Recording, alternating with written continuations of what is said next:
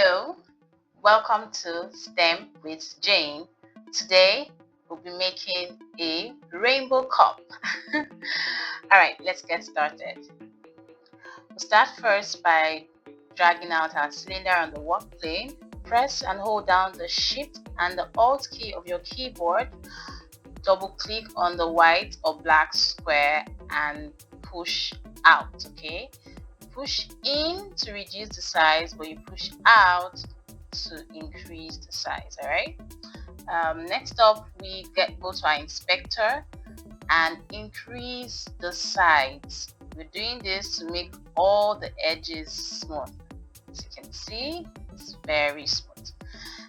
And we choose the height of the cylinder. Nice. We need to make 7 duplicates of the cylinders, just like the colors of the rainbow. And so we do that gently. Just increase this. Make sure all the cylinders are touching each other. So that's 3, 4, 5, 6, and 7. And we change the colors accordingly. The first one is red, that's the first color, followed by orange, and then we have yellow, green, blue, and one light blue, indigo. So we're going to use this, and violet. Nice. So we're all done with changing the colors. Next up, we need to make a hole in the cylinders. Okay, we just make a duplicate of this, change it to a hole, increase the height, and you press and hold down the Shift and the Alt key of your keyboard. Double click and drag in, okay, to resize the shape of the whole cylinder. All right, now we need to push it down, and while we're pushing it down, we have to take note of the other end. We have to make sure that the other end doesn't get to the opposite side. Remember, it's a mug we're making and not a tube, so we have to watch these dotted lines beneath, and we're there. Great.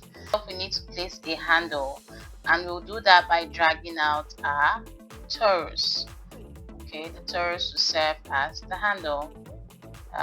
We need to make the torus a bit big just to suit the size of the cup. So I'm going to do that quickly. Yeah, pardon me. By still using Shift Alt. Okay. I also want to change the color of the torus. So I'm going to change it to white, and I need to make it stand up. So I'm tilting it to an angle 90. This, great. Raise it up and push it in. So I can push it in using my arrow keys. That's what I'm using at the moment. And make sure it's halfway in so that the hole cuts off the shape. So I can see some really slight change in the positioning, so you can just make that adjustment here by just tilting it a bit, yeah, manually. Okay, and